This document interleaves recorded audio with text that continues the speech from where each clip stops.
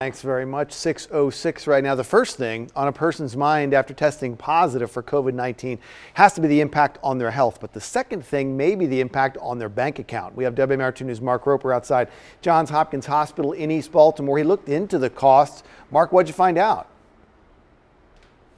Good morning, Christian. Well, we talked with the Senior Medical Director of the Office of Physicians here at Johns Hopkins Medicine about the cost of COVID-19, and getting treated can cost you thousands of dollars, especially if you don't have insurance.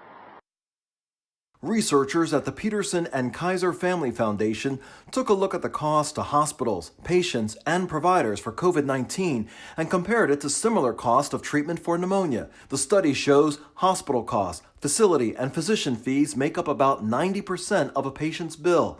A brief in-network inpatient stay for someone who tests positive for COVID-19 could range between about $10,000 and $20,000, depending if a patient has major complications or not. And if someone needs to be hooked up to a ventilator, the price jumps. A patient hospitalized on a ventilator for fewer than 4 days could expect a bill of about $34,000.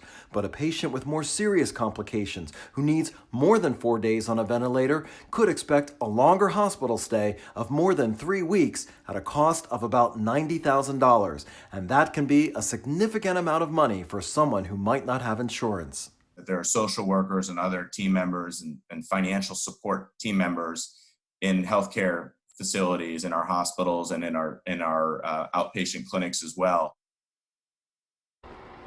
So help may be available for those without insurance, but for those who are covered, how much you actually pay depends upon your plan, your deductible, and your out-of-pocket maximum for the year. But in comparing the cost between pneumonia and COVID-19, the study also found out that 1 out of every 5 patients hospitalized for pneumonia also had a surprise charge for out-of-network expenses for in-network admissions. We're live in East Baltimore. Mark Roper, WMAR2 News.